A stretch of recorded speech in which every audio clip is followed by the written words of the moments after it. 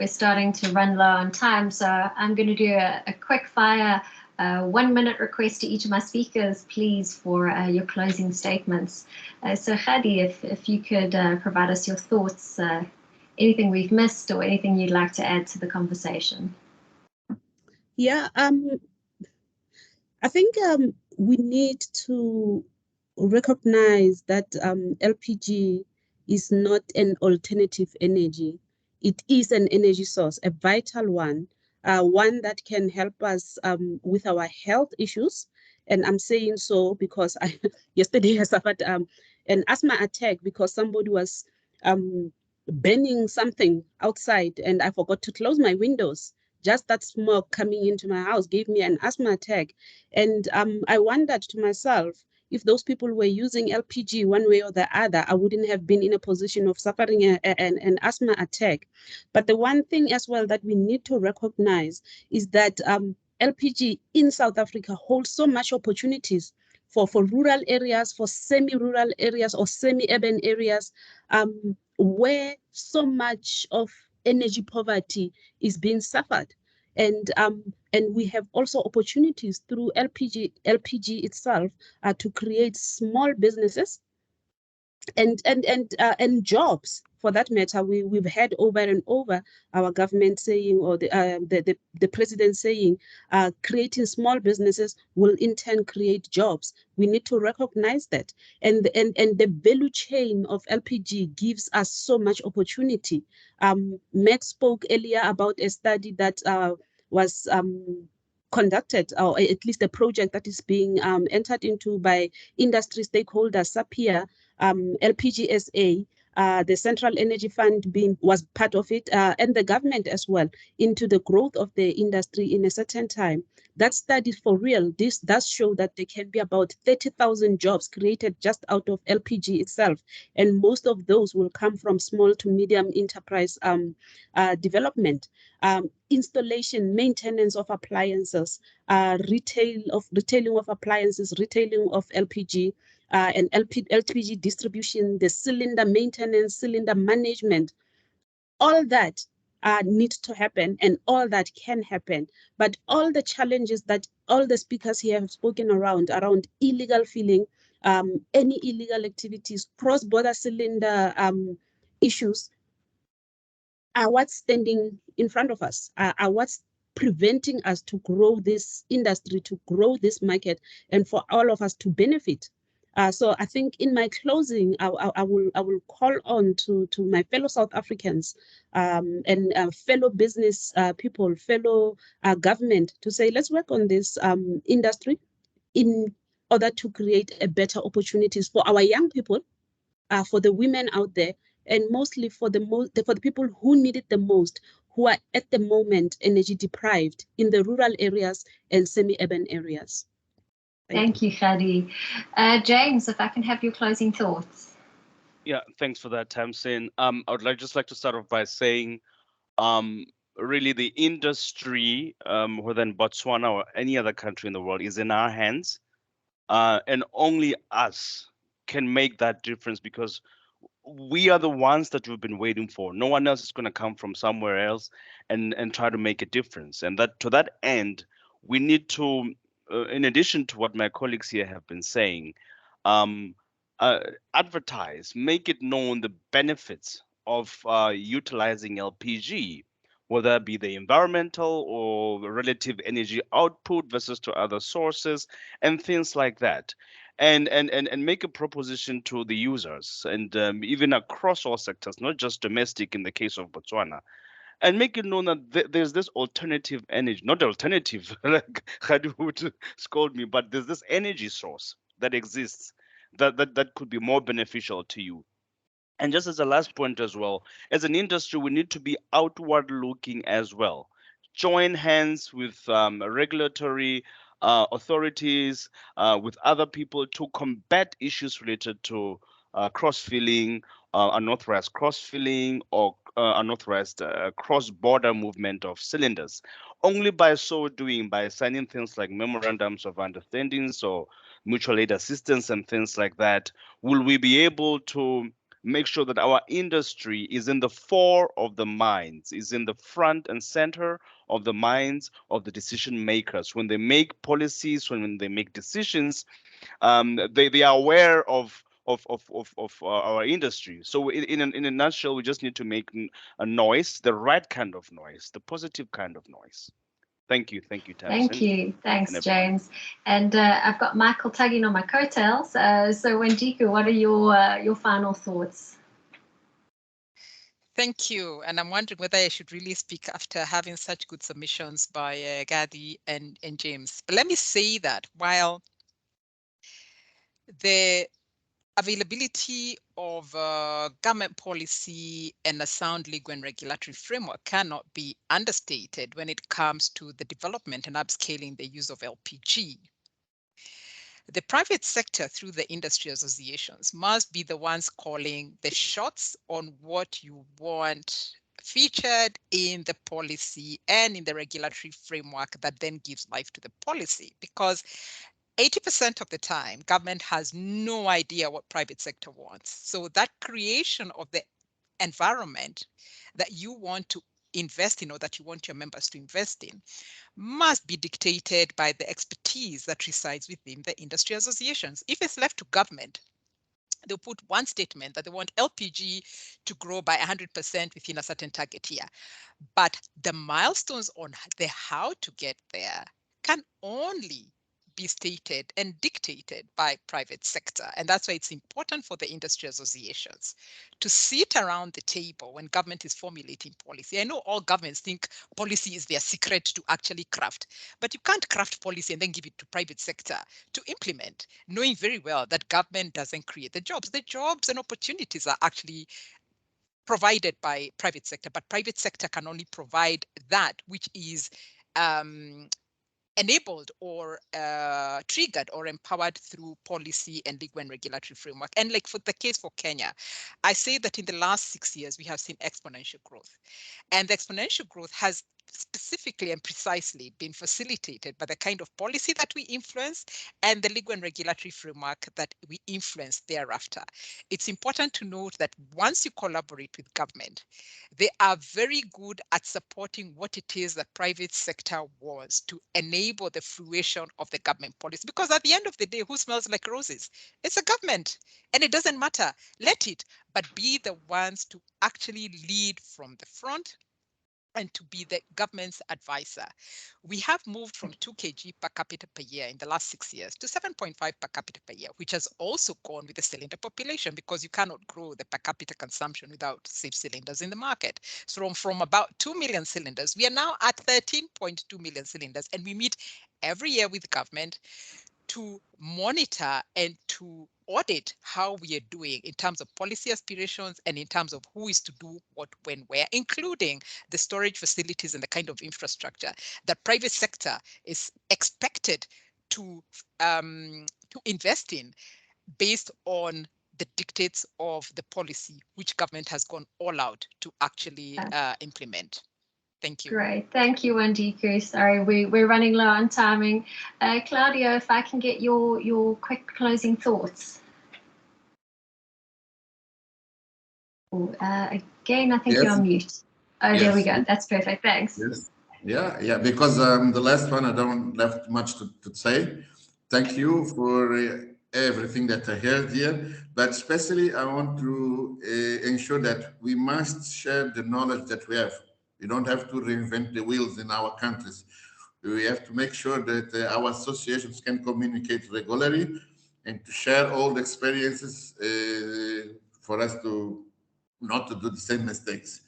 And then last thing is that only to remind that if I have an accident with my car, I'll buy another car and continue my travel. But if I have accident with a cylinder, maybe I'll not use my cylinder again. So safety in cylinders, it will be most important thing.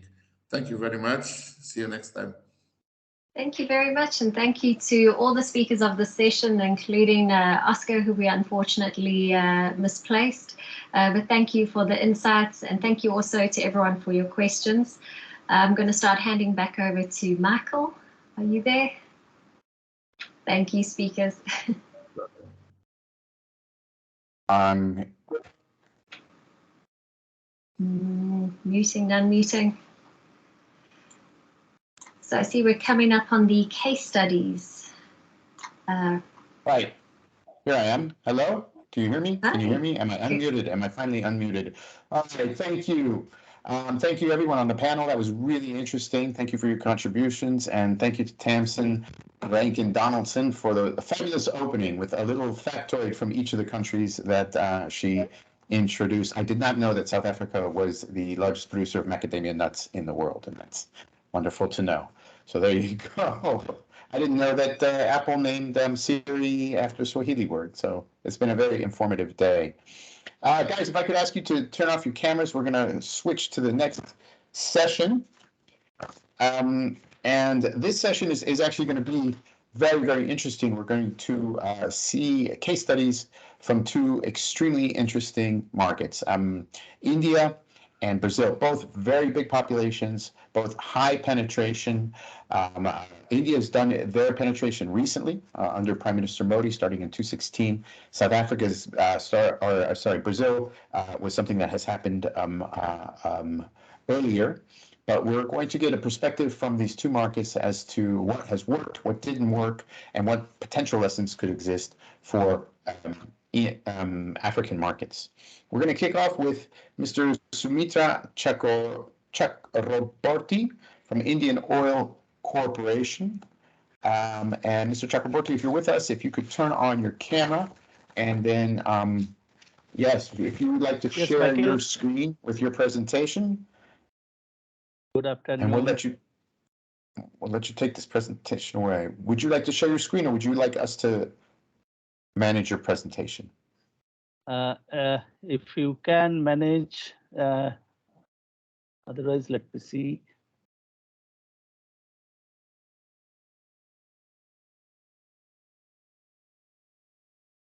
I have just mailed you. Can you share the presentation? Yes, we will handle that, Mr. Chakraborty. Did you mail it to me? I think so. It's just. Yes, okay.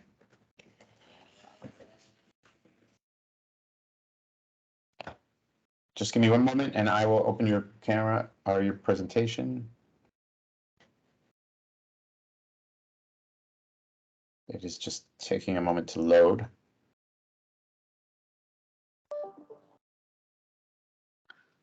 Okay,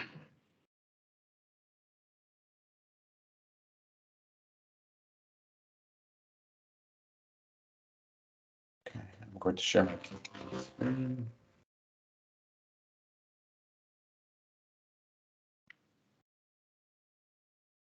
It should open in just a moment.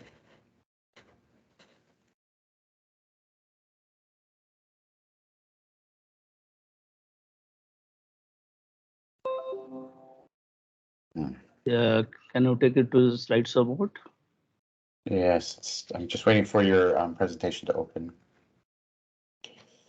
It's taking a while. Oh, here we go. Okay. All right.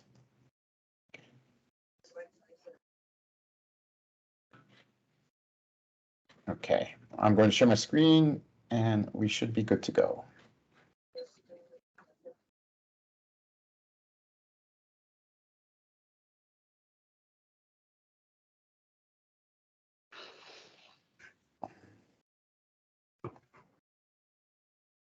If you want to go ahead and introduce yourself, Mr. Chakraborty, I'll bring this up in just a second.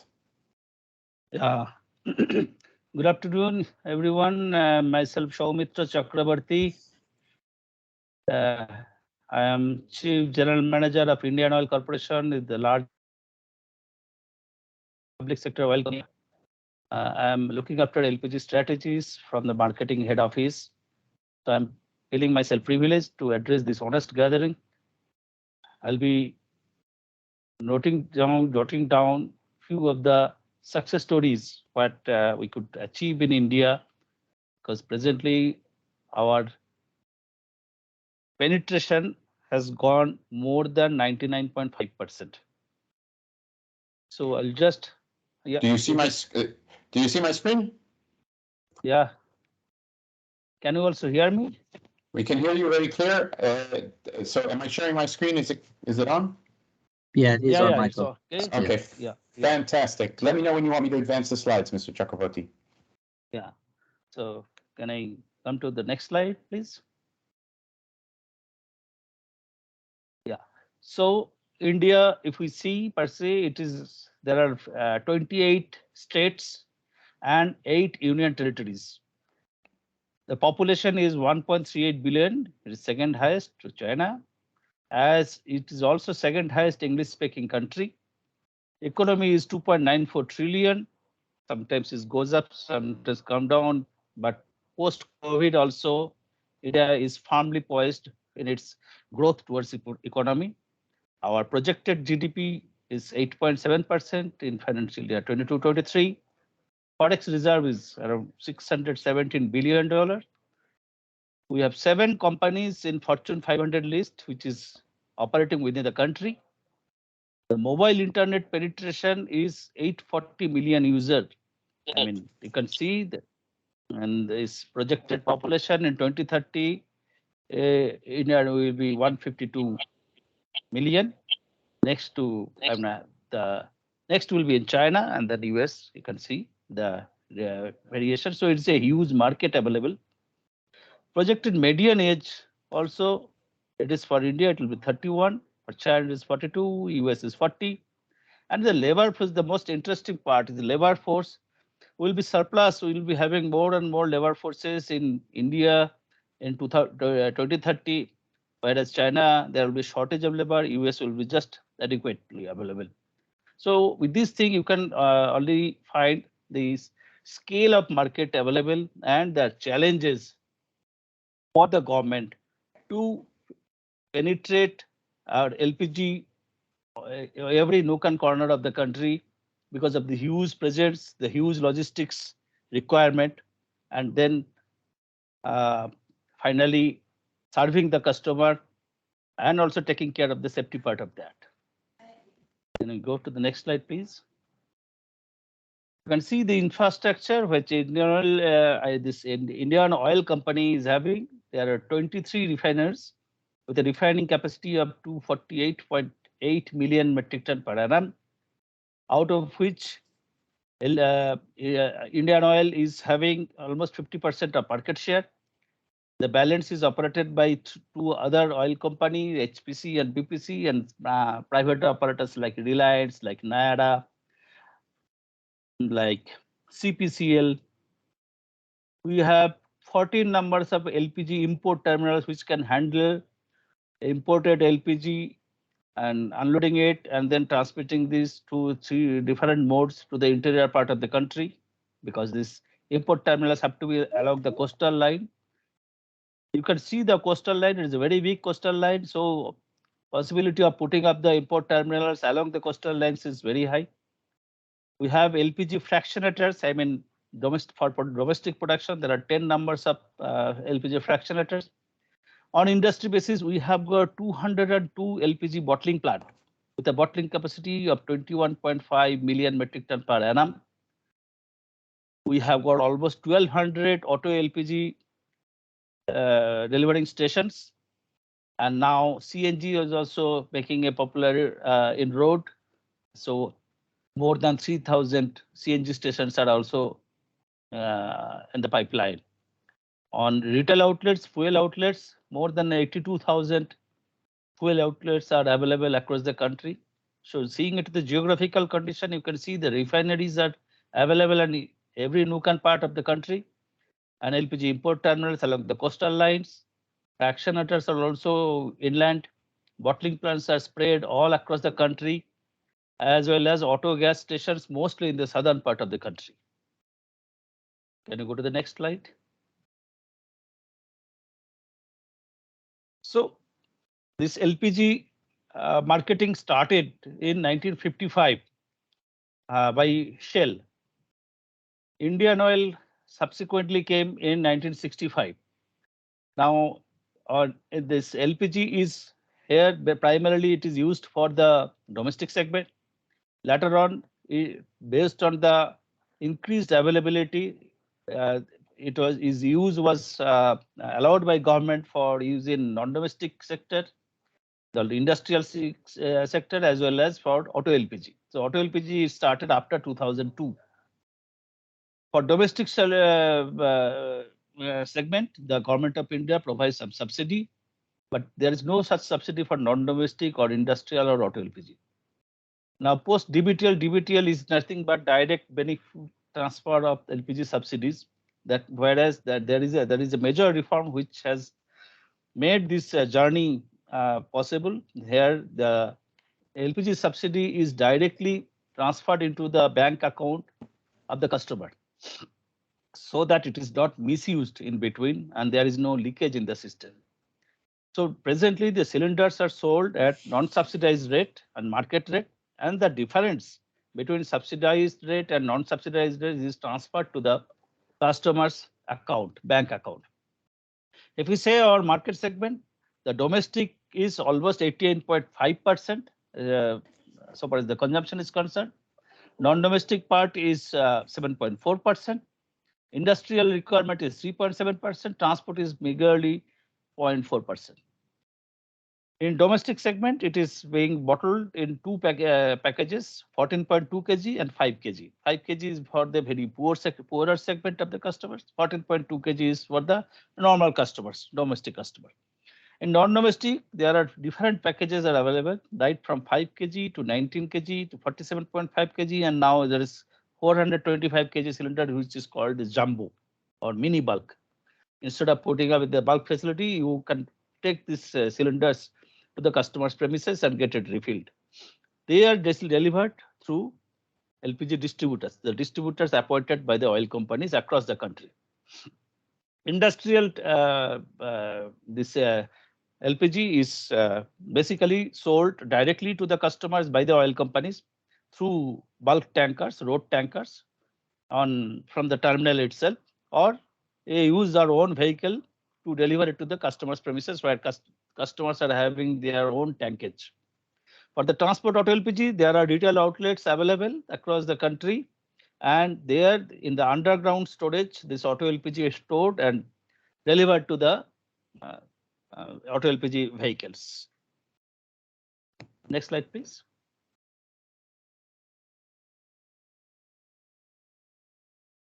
So if we look at the value chain and the supply chain of the LPG, it starts from either refinery or fractionator.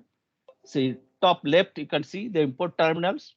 From the import terminals, the LPG are moved either through bulk tanker or through railway wagon. Through the movement, it comes to the bulk storage facility where you can see a Hopon sphere. The bulk storage facilities are in the bottling plant. There, the bottling of LPG is taking place inside the cylinders.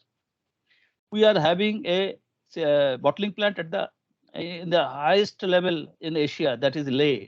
It is Leh, Ladakh is near Kashmir, and there you can see they are all women. They are all women. They are doing the bottling operation, and it is snow all around. Then afterwards, these cylinders are transported through pack truck. You can see the pack truck design, the bottom right. Then it goes to the distributors. A typical distributor showroom is also given there. The distributors are having their own godown where they can storage places where they can store the cylinders. They take the filled cylinder, give back the empty cylinders. Then through their vehicles, it comes to the customer and the cylinders are delivered to their home. So it again completes the entire cycle. You can see right from import terminal and it is coming to the customer's home. That is the entire supply chain. And it is very important to maintain the entire supply chain so that LPG movement across the country is very smooth and customers do not face any inconvenience. Can I go to the next slide, please? So LPG is marketed by Indian Oil under the brand name Inden. Is a super brand. For Hindustan Petroleum, it is called HP gas. For Bharat Petroleum, it is called Bharat Gas. So India is third largest consumer of LPG behind China and US. About 6.3 million cylinders are bottled and delivered to the customers' premises every day. So you can imagine the scale. There are more than 305 million active customers with over 25,000 LPG distributors across the country. 40.5 million connections were released during last 3 financial years. Within last 3 financial years, 40.5 million connections have been released, and 28.6 million ton of LPG has been sold in 21-22, which is included, I mean, 25.5 as domestic. So this year, the domestic is comprising of almost 89.2%. Rest is non-domestic and industrial. You can see this in top left, there's a bottling plant with a flexi carousel, 72-point carousel, where the cylinders are being filled. Then the cylinders are delivered through these branded trucks to the distributor showroom. And finally, on Indian, we call it the one brand and many solutions, right from 5 kg, then it goes to 19 kg, then it is going to 47.5 kg, 425 kg jumbo cylinder. Recently, we have launched composite cylinder also, and on 1st of this month, our chairman has launched 2 kg cylinders in packed cylinders in 2 kg capacity. Next slide, please.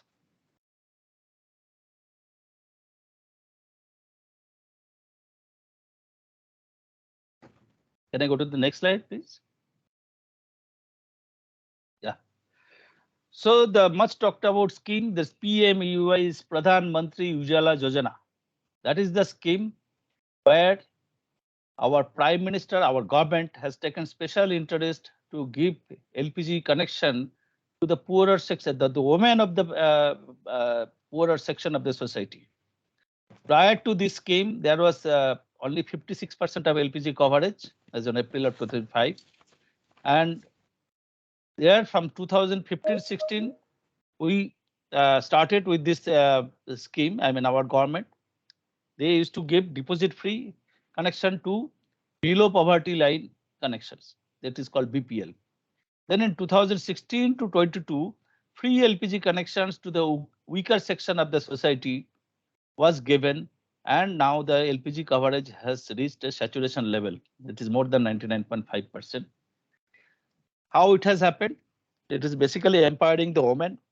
Our government thought the women are the most neglected part of the society, particularly poor women, and there is a health hazard for them when they are cooking. They are boiled through firewood or dry leaves, etc. And the related smoke is causing a lot of health hazard for this category of the people.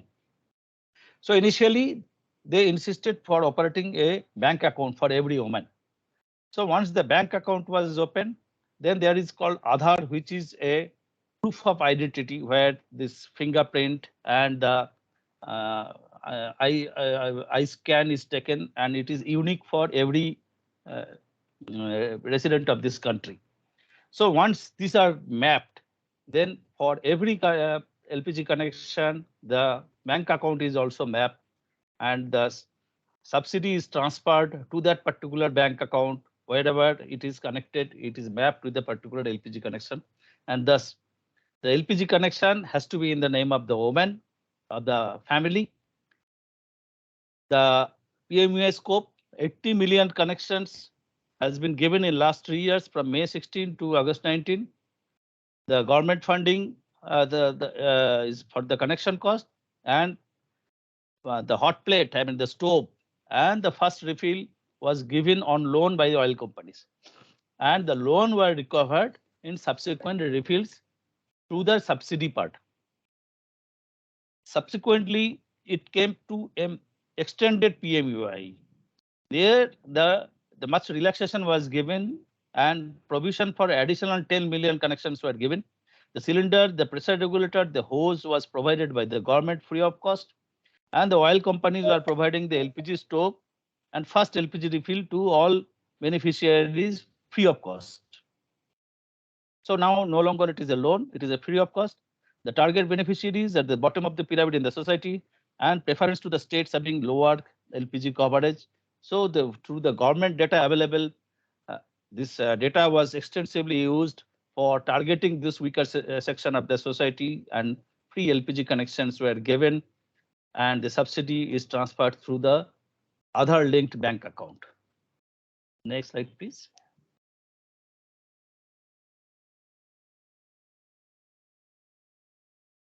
Next slide, yes.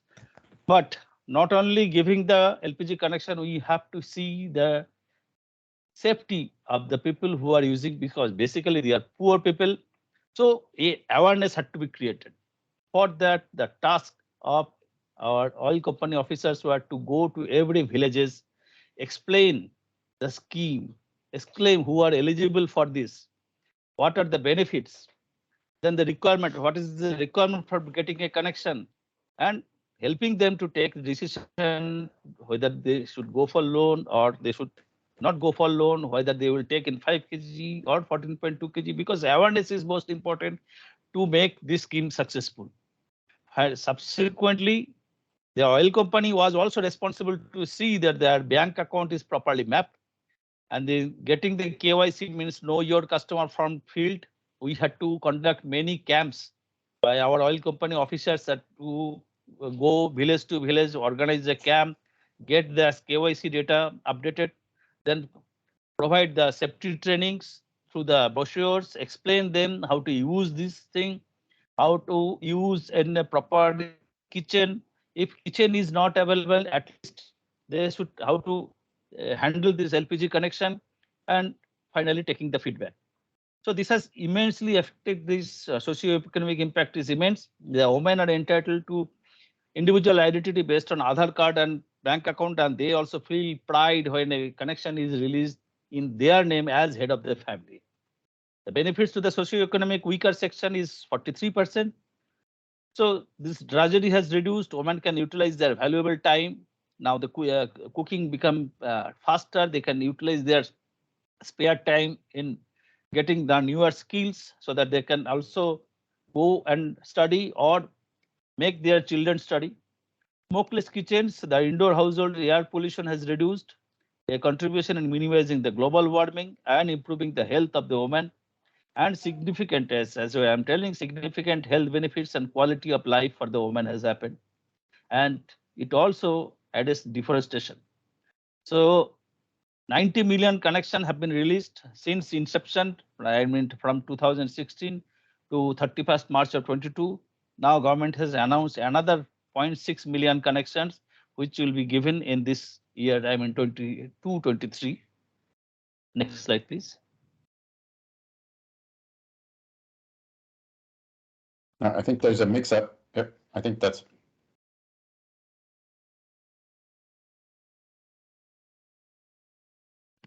This is a booklet actually which we have been using to explain the safety of usage of LPG.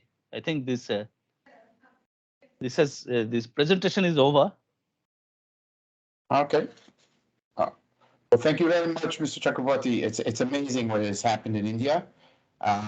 It's been an amazing effort by the entire society to provide LPG. Certainly the government and the industry together have worked in a way that we've never really seen on that scale before. And I encourage you, if you're interested in learning on what has happened in India, to join us this year. In December, we'll be holding our LPG Week, which is the big annual event. It'll take place in India, the 5th to the 9th of December, and there you'll be able to see live, up close and in person, all the learnings on the massive scale that has taken place in India. Now, let's turn our attention to another big country, Brazil. Where Jonathan Benchimol, who is the CEO of Fogas, a company that operates in the center of the Amazon jungle out of Manaus, is going to speak a little bit about the Brazilian experience and think about how that might translate into an African context. Jonathan, we see your presentation, and the floor is yours. Good morning, Michael. Good morning, all the speakers, and good morning, the participants of the industry, of the LP gas industry. I will try to explain my thoughts and my view on the success of the LP gas industry in Brazil. And I would like to say that I believe every industry requires the necessary and sufficient conditions to succeed as an industry, as a business activity. And the LPG industry does not accept experiments. So the LP gas industry should be looked by as regulators as an industry with high repercussions and high impacts of being used as an experiment industry. There are examples that can be used by regulators.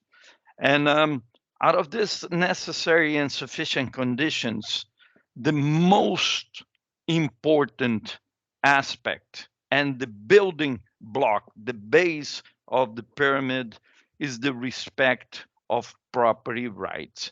It's the most important attribute of the LP gas industry. And this is related to brands, not only in cylinders, in dealers, in trucks, in distribution centers, in filling stations. So everywhere, in my view, it should be brand specifically identified. In Brazil, as a matter of fact, every cylinder must have a different color, and not only a different color, if the color is similar, a tonality of the color that does not lead to customer confusion on which brand it's actually purchasing. And let me um, place a pillar which I believe it applies to every industry in the world, and it specifically applies very well to the LP gas industry. The greater the complexity, and the saying says, the greater complexity of the purchase, the greater the importance of brand. And let me go forward on this. The customer is not a chemical expert. The customer is not a cylinder expert. The customer highly improbable will be a mechanical engineer to understand metallurgical features. Therefore, the customer transfers all these attributes and responsibilities to the brand. Therefore, the customer trusts the brands and perceives that the brand and the specialists that work at that company will do all the tests, will perform all these tests to assure him that he has the correct product, the correct quantity, and required safety. So those are building blocks. So brand is a building block. I think, talking about a successful industry in LP gas, there is no other more important attribute than property rights and brand. And I have been several times in Africa, and I have spoken several times in Africa. And every time I go to Africa, or every time I speak at a World LP Gas Forum event, or I go, some agents come from Africa and say, well, the key point is infrastructure and supply. I disagree. The most important is assuring property rights. If you assure property rights, infrastructure and supply will follow. So the building blocks is not infrastructure and supply, is the respect of property rights. Property right is the most important attribute in any industry, but in LP gas, even more. Also, the other building blocks, which come with the respect of property right, is a modern and a customer-oriented regulation. And this means there is no other more important attribute than after brand, that is regulation. The industry must have regulation. And more than just regulation, there must be enforcement of the regulation and the law. There is no respect of property rights without respect, without enforcement of the law. Obviously, free competitions and free pricing is also an important building block, because government price controls will lead on the long run on issues on supply, on quality, and other attributes. So those are, in my view, the 4 building blocks. Based on that, I will attempt to explain to you the Brazilian industry and how it was done. I will slide by the slides, but my opening remarks, I believe, are the most relevant information that I will give you today in my thoughts. I'm located here in the Amazon. No mundo. As Michael has said, the Brazil industry is a significant industry. It sells a little over 8 million metric tons a year. And it's a late starter on the LP gas industry. Only started in 1937 after the airship, the Hindenburg, explodes and an entrepreneur buys the cylinders that was available in Brazil and starts the first LP gas company. This is just a full gas overview. Full gas is located in the Amazon region in Brazil. So we have most issues and problems like many countries, infrastructures, lack of roads. And so the issues of infrastructure and logistics are a big issue. I have some data overview. This is just to have a geographical market of where full gas plays. Full gas is in the blue area of Brazil. This is some examples of the operation of full gas. I'll run by that quickly, but these are some of the operations of full gas, some of the filling stations, distribution center. Logistics has difficult. There are few roads in the Amazon region, so most LPG is moved by bulk. This is a 1,200 ton barge that was built in Brazil. We have 6 barges and 1 coastal tanker, a ship. This is the coastal tanker for river navigation. This is how the operation is done. And in some locations, you need to transport the LP gas already filled in cylinders, and also there are no roads, so you need to transport by barges. This is how the operation works. You put the cylinder on trailers, and the cylinders goes on trailers to the remote locations in the Amazon region. This is the interlinked bulk trailer, which transport 40 tons, which is used for the long-haul logistics. We transport LP gas to some 1,500 kilometers away from the supply site, and we transport in the larger interlinked bulk trailers because of efficiency and more transportation. This is also the interlinked cylinder trailer, which is used here to increase productivity and lower the cost of logistics.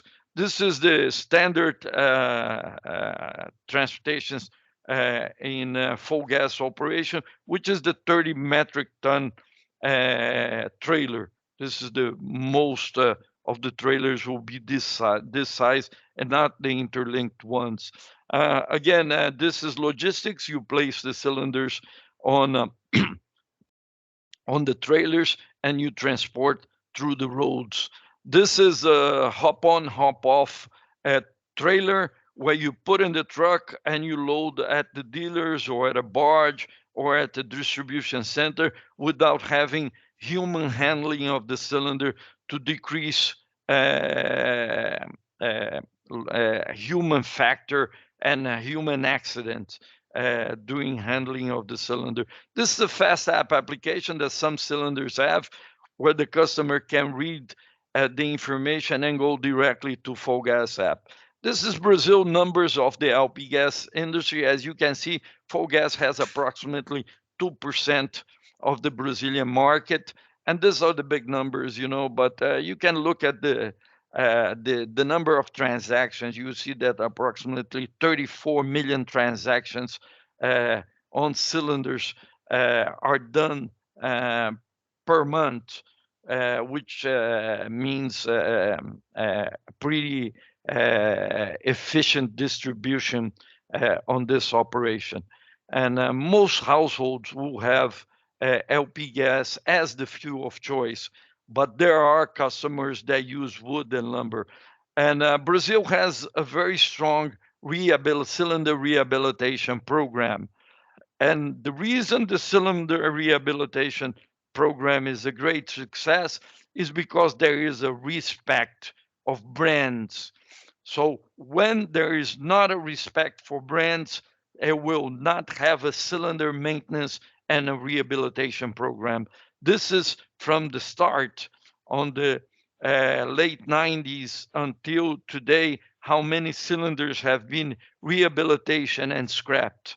25 million cylinders have been thrown out of the system because they have been considered unsafe for the customer during the past 20 years or so.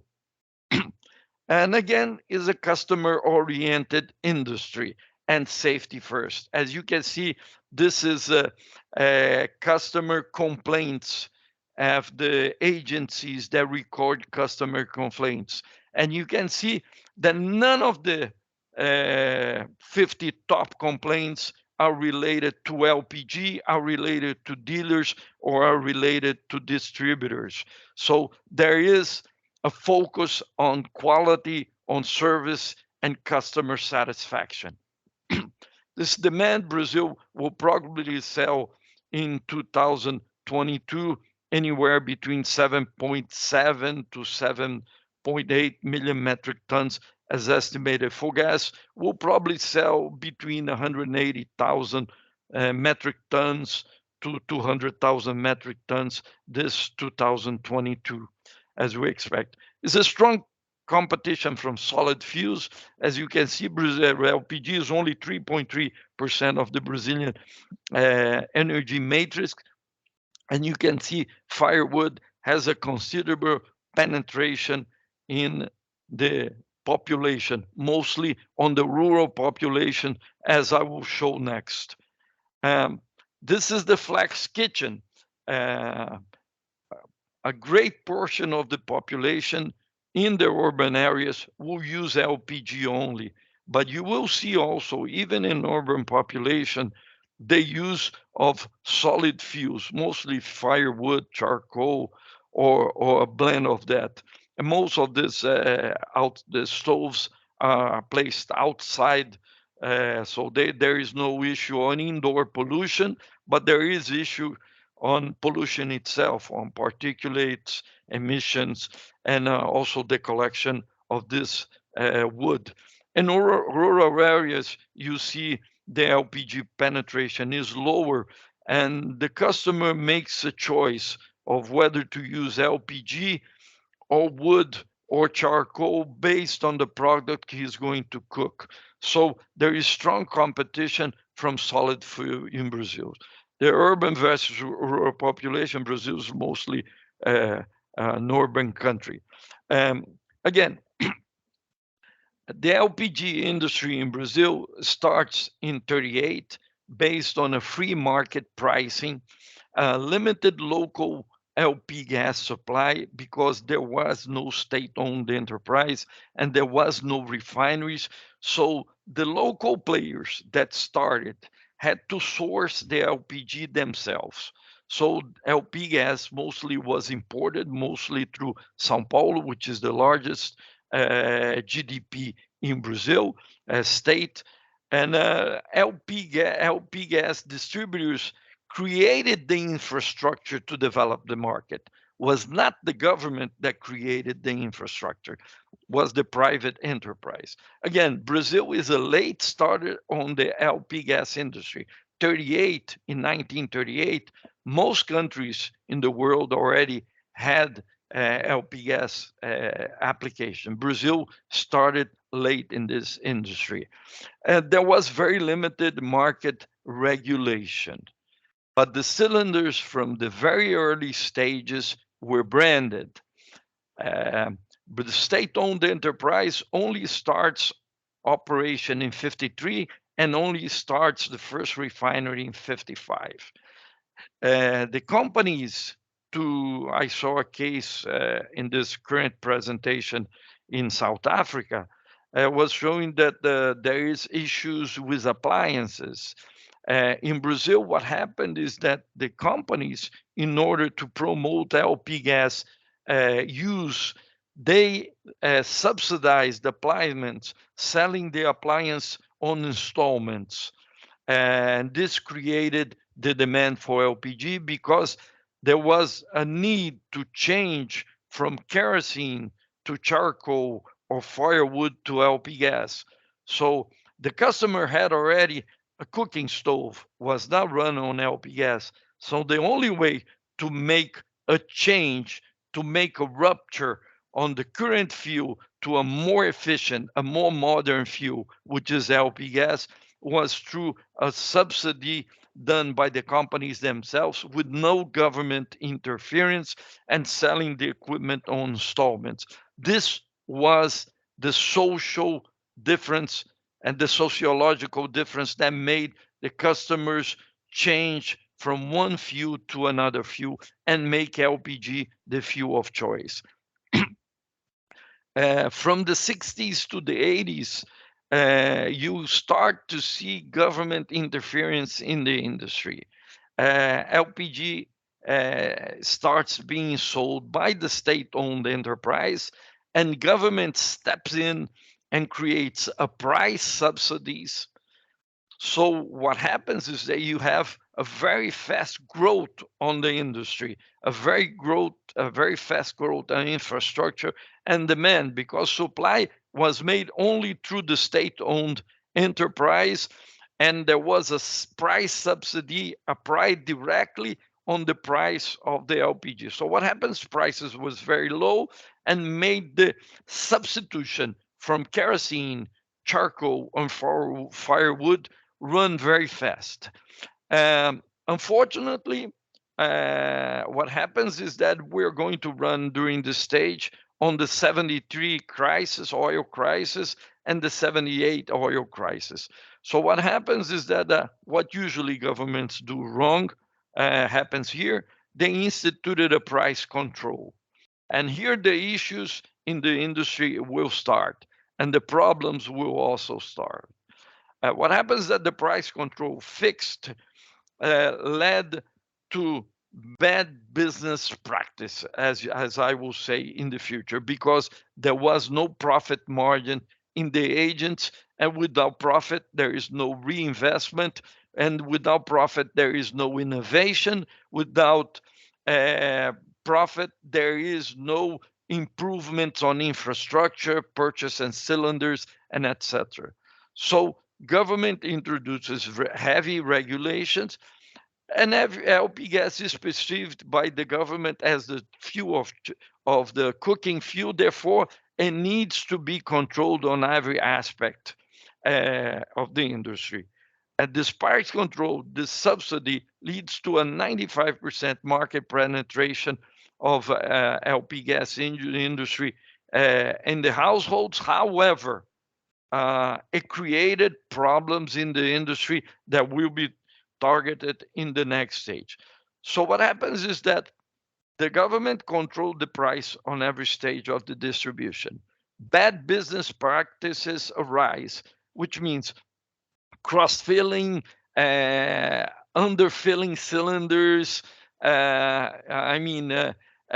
safety issues, lack of inspection, no cylinder rehabilitation, cylinders that should not have been used for customers are being used.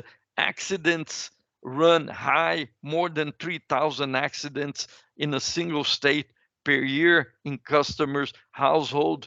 There are issues at filling stations. There are fires at filling stations. So the bad business, the government control leads to bad business practices and safety issues, and an issue with customer satisfaction and customer safety.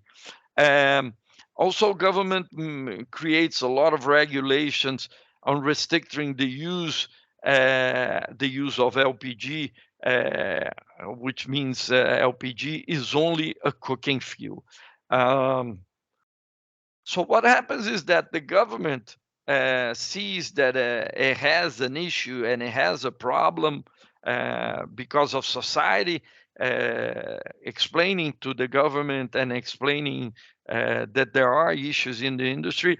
And the first step is that the industry is get together at the association and says we need to create a body of self-regulation to regulate ourselves. And the industry recognizes that it has issues with safety, with cross-filling, and other bad business practice. So what happens? The government steps in through this self-regulation and say, let's make a long process of improving the industry. So there is, let me say, a transition period where cross-filling must be stopped. The government gave a 3-year plan, and it checked the number of new cylinders inject into the system. Cylinder rehabilitation was a compromise of the industry. A standard on cylinder rehabilitation was made, and the company started cylinder rehabilitation to only place at the customer's household cylinders that are in good safety conditions. And cylinders placement and cylinder scrapping started, which led to the 25 million cylinders being scrapped and more than 200 million cylinders being rehabilitated in Brazil.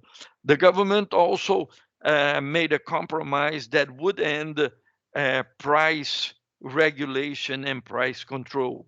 And they created a 3-year plan to end the price control. So was gradually making the price free at the market based on free competition scenario. And also with this infrastructure to turn the LPG industry into an industry based and good industry practice, it introduced the cylinder exchange centers. So there are places where you take a cylinder from a brand that it's not yours to this business, to this exchange centers, and you receive a cylinder from your brand. Then by doing that, you can only fill the cylinders from your own brand. And the correct and appropriate regulation based on the customer, based on respect of property rights, based on respect of intellectual rights, strong competition, again, starts in the industry, and there is an industry renewal. And also there is a competition from other fuels, mostly natural gas, which comes into stream also in the 90s. Brazil LPG still faces a few regulations, mostly related to the use of LPG. Accidents fall sharply. I mean, accidents in the LPG industry is, I mean, it's close to zero. We have a body in the association that every accident is reported, and we have a group that analyzes every accident. And government through Petrobras remains the supply agent, but this is changing as we speak. The government is privatizing some refineries, and import can be done by local agents. Enforcement of the law obviously comes with this self-regulation when the government stepping into the plate. So there is enforcement of the law, there is enforcement of property rights, there is enforcement of the regulation, and the industry understands the importance of brand, not only government, but the industry itself. My thoughts on subsidies is that subsidies should be targeted. But Brazil standard says, Brazil example started with a general product subsidy, which increases product penetration, but there is a problem on the burden to society, and also there is a problem with transparency, and there is an issue with fraud. But in the intermediate, and also it costs, has a substantial cost to society. Um, currently, Brazil has a subsidy, but is a target subsidy. 11 million households receive a subsidy from the government through direct cash transfers. But if you're going to think about a subsidy, always think in three words: that every subsidy should be transparent, where the money comes from and where the money is going. It should be a target subsidy, and the people who actually need the subsidy. And philosophical means should be temporary by nature. Subsidies are easily introduced, but it's very difficult to take out once a subsidy is implemented. And it should be accountable. Every government transfer should be accountable and should be used in a responsible manner. So government price controls and margin control will lead my conclusions to industry problems on the long run. And this is, you can have a different opinion on mine, but this is my thoughts. A free market pricing has a tendency to lead to a superior solution and a better allocation of scarce resources.